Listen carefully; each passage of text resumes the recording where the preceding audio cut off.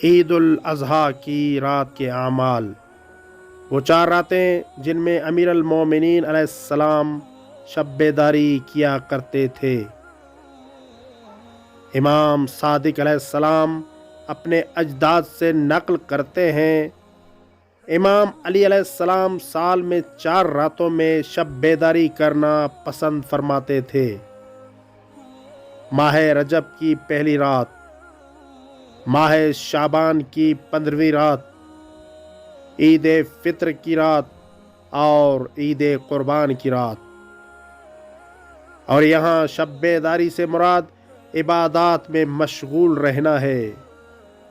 اسی طرح عید کے دن اور رات میں حضرت امام حسین علیہ السلام کی زیارت پڑھنا بھی مستحب ہے۔